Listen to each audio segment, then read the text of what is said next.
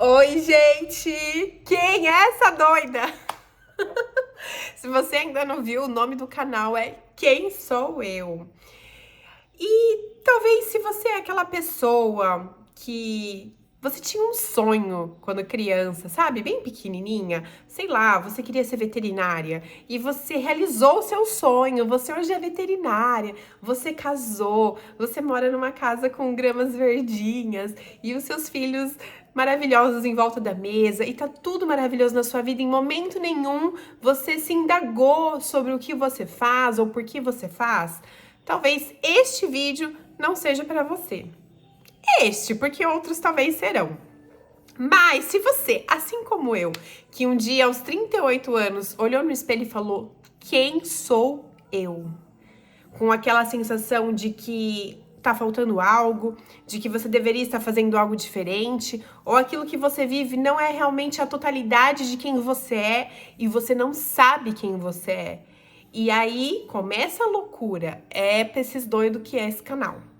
Mas calma, vamos começar do começo.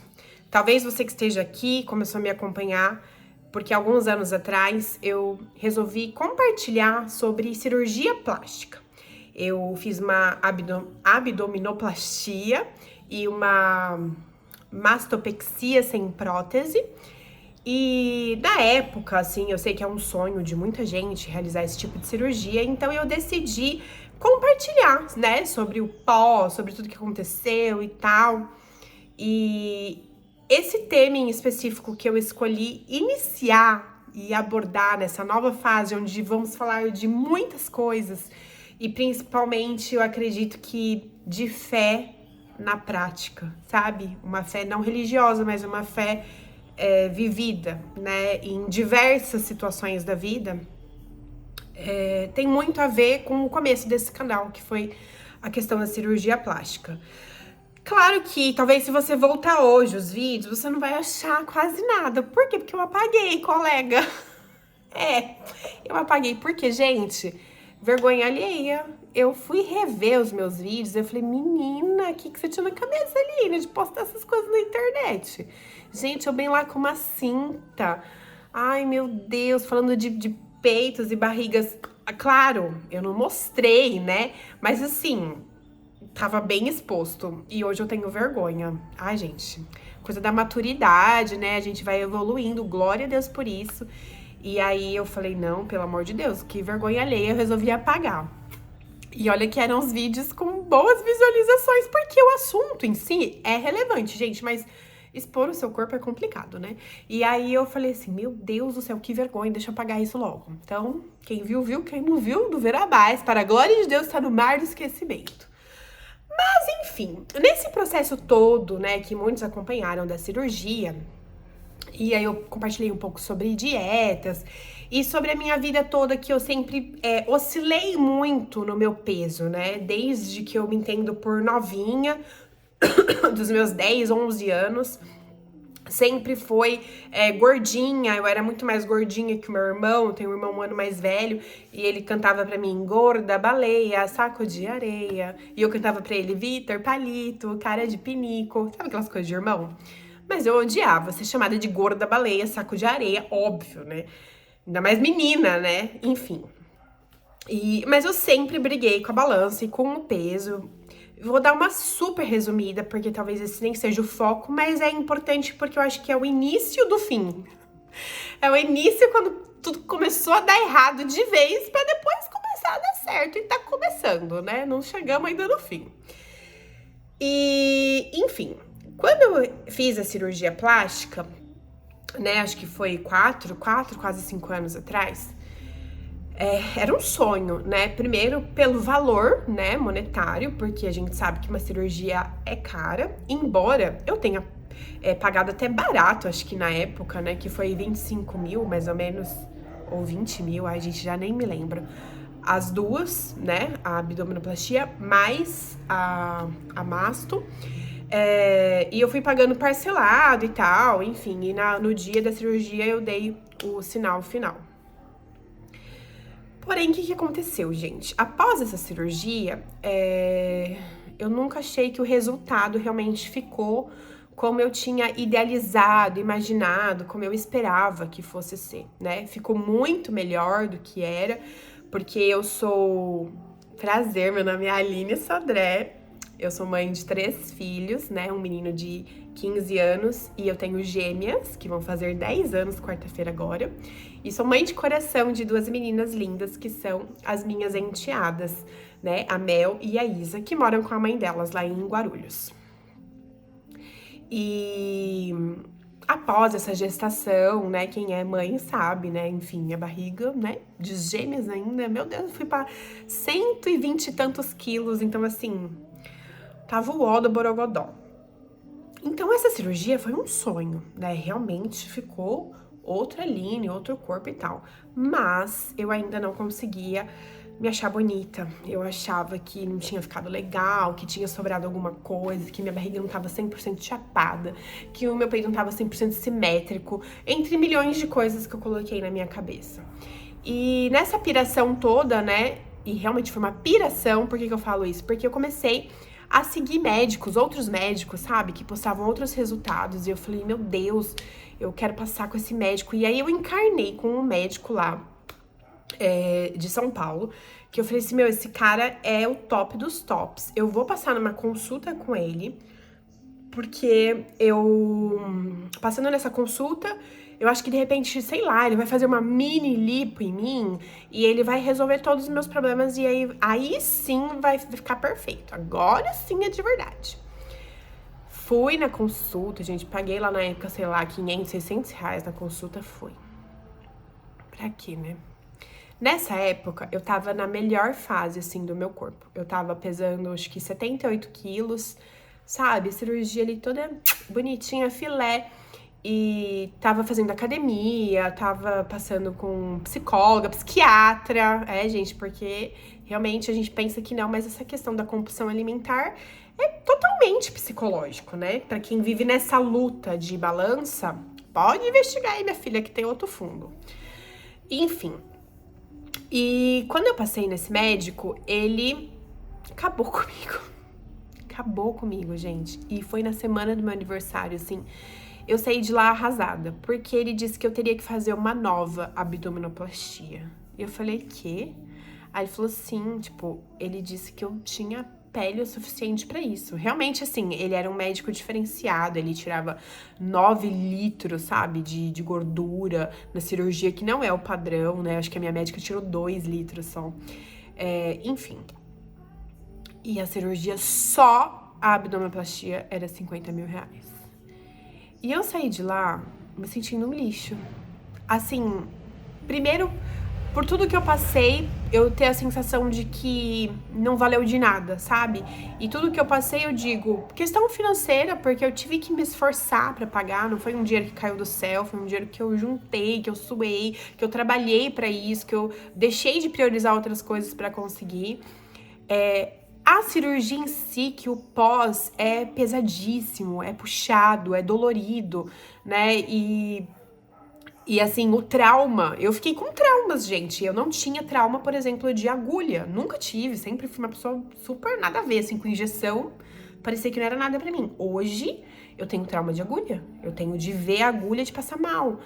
Por procedimentos que eu tive que fazer na sala lá da cirurgia, depois da minha cirurgia, que tinha a questão da agulha, de várias agulhadas. Então, assim, aquilo ficou uma reação do meu corpo traumática mesmo. Então, esse pós, né, foi sofrido. E aí, essa sensação de que tudo isso foi pro lixo, meu Deus, acabou comigo, né? Acabou comigo, mas acabou como? Eu falei assim, cara, eu vou juntar esse dinheiro, eu vou fazer cirurgia. Gente, não sou rica. Falei assim, como assim, Aline? 50 mil reais. Falei, não, gente, eu vou dar um jeito, pegar um empréstimo, vou vender meu carro, vou, sei lá o que eu vou fazer. E eu tava maluca. E aí eu lembro que minha mãe e meu marido, na época, tentaram me aconselhar, assim, né? Do tipo, mas Aline, né? Pelo amor de Deus. E eu falei, não, mas eu que sei o que é melhor pra mim, que eu sei o que é melhor pro meu corpo, né? E eu tava revoltada. E aí o meu marido, muito sabiamente, falou assim, amor, vamos fazer o seguinte. Se você quiser fazer essa cirurgia, você vai fazer. A gente vai dar um jeito, a gente vai pegar um empréstimo, sei lá. A gente vai dar um jeito, você vai fazer essa cirurgia. Ai, meu olhinho até brilhou, né? Ai, casei com o homem certo, gente. Só que aí ele falou assim, mas antes de você decidir fazer essa cirurgia, eu quero um combinado. Aí eu, pode falar. Aí ele falou assim, você vai passar numa psicóloga. E você vai falar sobre isso com ela. E você vai conversar com ela, você vai... E quando você estiver 100% certa de que você quer fazer cirurgia, a gente vai dar um jeito e você vai fazer. Eu falei, fechou, combinadíssimo. E aí eu fui passar com a psicóloga. E aí eu lembro que foi muito engraçado, né? Eu conversando com a psicóloga, assim, aquela primeira consulta, né? E eu falei assim, olha, eu tô aqui por causa do meu marido. Aí ela... Eu falei, na verdade, por causa do meu corpo. Aí eu contei pra ela, eu falei, não, porque assim, eu nunca me dei bem, eu me reconheço a vida inteira fazendo dieta, emagrecendo, engordando, e vai e volta, e nunca tive paz em relação à alimentação, né, e tudo mais. Fiz uma cirurgia plástica, não fiquei satisfeita com o resultado, e eu falei, só que tem uma coisa que é bem estranha. Eu tenho essa sensação de luta o tempo inteiro, né, com o meu corpo, com a forma que eu me vejo. Mas quando eu olho as minhas fotos do passado, eu não me vejo como eu sei que eu tô me vendo no dia.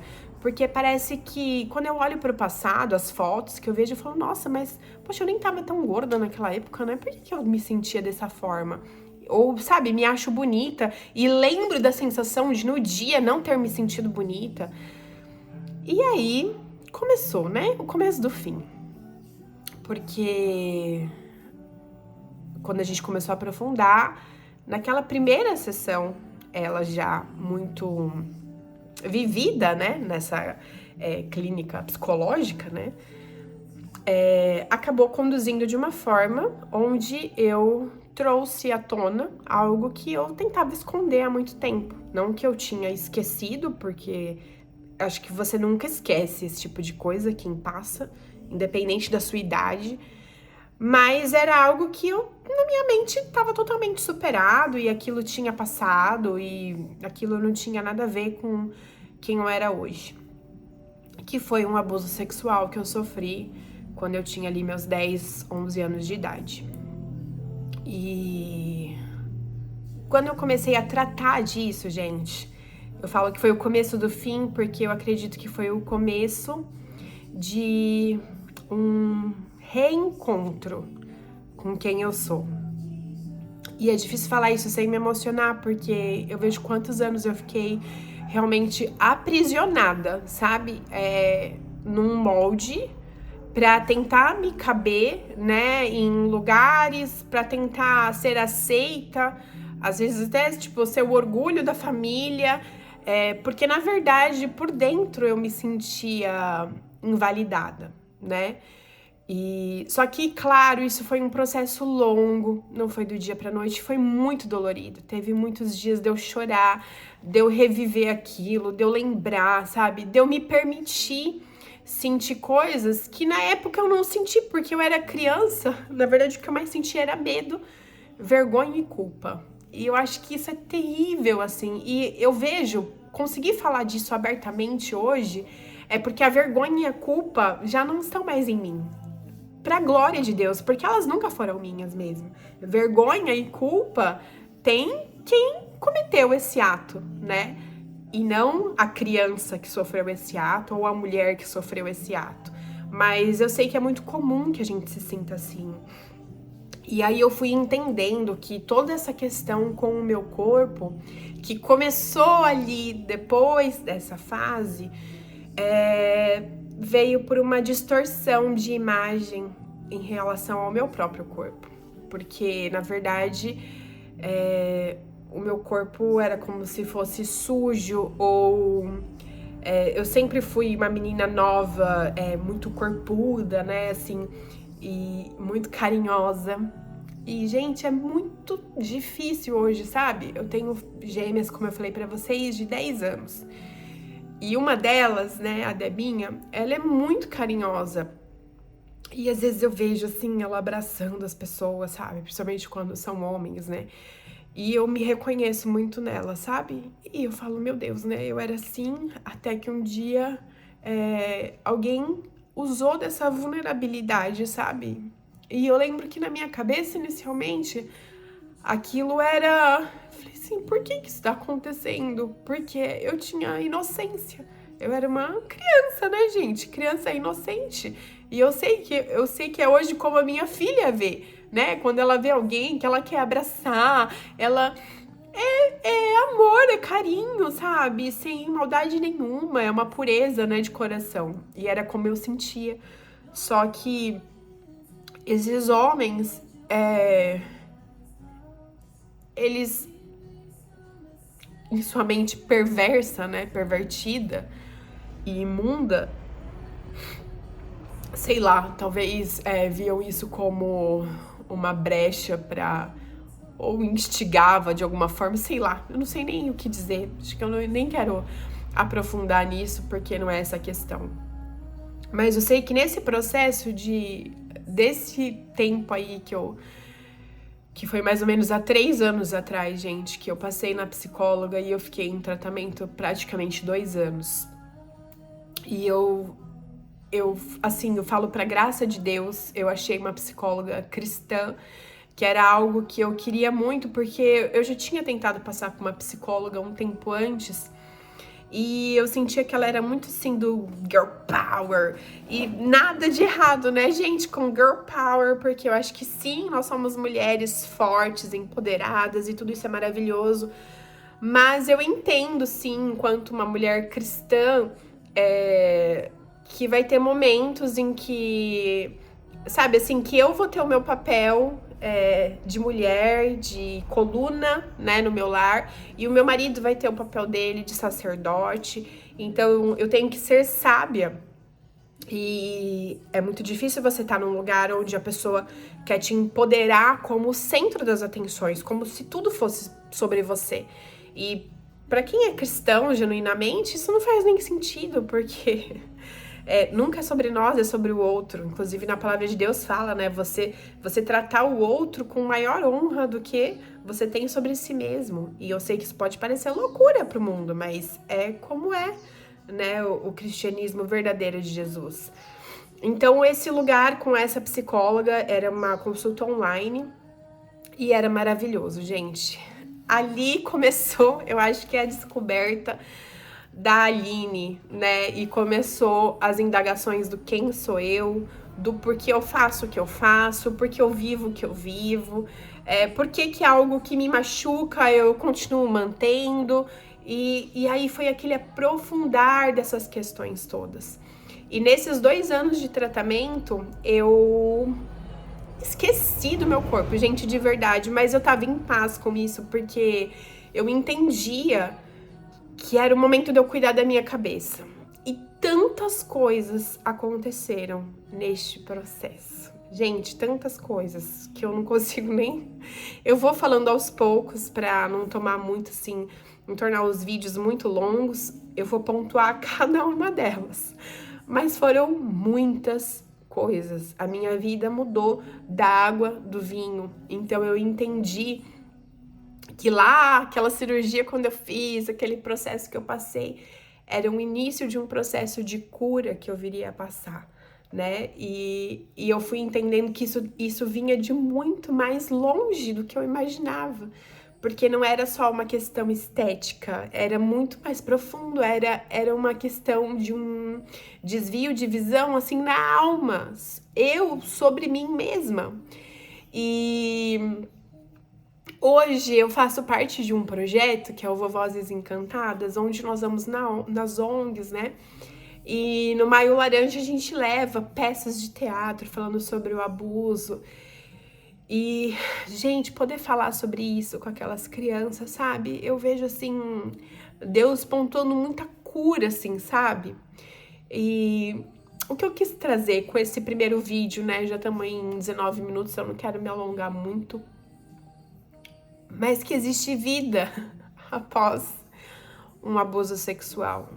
E não importa se foi lá na sua infância, se você tinha 5, 7, 9, 10, 15 anos, se foi agora, né, com 20, 30, 40 anos, e talvez hoje você esteja aprisionado aí, não enxergando isso, porque eu falo isso com total consciência. Eu não sabia, eu não imaginava que isso tinha a ver, isso guiava a minha vida de alguma forma. Mas esse trauma, ele foi tão profundo na minha alma que eu fui me molestando aos poucos em muitas situações que hoje eu consigo visualizar, sabe? E hoje eu posso dizer que eu estou liberta disso, gente. E eu vi assim, como se fosse um aval de Deus, sabe? Esse último mês, praticamente, eu voltei a me cuidar, eu voltei pra academia, falei assim, eu vou voltar a me alimentar, agora sim eu tô pronta pra cuidar do meu corpo e amar o meu corpo como ele merece ser amado, e eu entendo que a gente tem que cuidar sim do nosso corpo, mas eu entendi que primeiro foi mais importante tratar a minha mente, né, a raiz daquilo tudo, até porque eu precisava ter coragem para lidar com muitas situações que eu tive que lidar. E eu vou contando aos poucos isso por aqui. Quem sou eu? Eu sou uma filha de Deus que sobreviveu a um abuso, que por muito tempo eu acho que tive dificuldade de enxergar Deus como pai, porque eu pensava, como um pai vai deixar uma criança passar por isso? E não pensando só sobre mim, mas tantas crianças que tem hoje que a gente sabe que tá em situação de abuso. Mas eu sei que tudo que é bom vem de Deus e a maldade, ela existe também, ela é real. E cada uma dessas pessoas, elas colherão o fruto de todo o mal que elas fizeram. E uma coisa que eu tenho certeza é que em momento nenhum Deus me abandonou. Em momento nenhum. Seja lá a Lininha pequenininha que se sentiu sozinha e sentiu medo e sentiu vergonha. E seja hoje, que aos 38 anos eu posso contar isso pra vocês. E eu me emociono, é muito de alegria mesmo, sabe? Hoje é de alegria de poder falar disso sem medo e de poder testemunhar para qualquer pessoa que talvez tenha passado por isso, de que sim, há um futuro, há uma cura, há um novo dia e há uma nova história. A sua história, ela não fica definida por aquilo que fizeram com você, mas é muito além disso, né? Então, que você encontre força e coragem, né? Eu acho que se eu puder te dar um conselho, comece cuidando da sua mente, procurando realmente uma psicóloga cristã, sabe, que vai poder te conduzir por esse caminho. Tenha paciência consigo mesma, tenha amor por você, tenha amor pela sua criancinha. Eu tive muito amor pela minha Lininha. Em alguns momentos eu fui até lá e abracei ela. Falei, Lininha, você que sempre foi tão sorridente, amorosa. Não deixe isso morrer em você, sabe? E, claro, né? Busque a Deus. Busque a Deus. Eu creio que Ele é o Deus que cura, Jeová Rafa. E se nós pedirmos e buscarmos, Ele vai nos dar, assim, a sabedoria, sabe? De por onde caminhar, de por onde ir, daquilo que procurar. Ele vai mostrar, Ele vai te conectar às pessoas. Então, busque a Ele. Vá a uma congregação que seja bênção, sabe? Onde a palavra de Deus é pregada. E eu tenho certeza que você viverá grandes coisas na sua vida. Que Deus abençoe. Compartilhe aqui comigo se você tiver alguma dúvida, se você quiser contar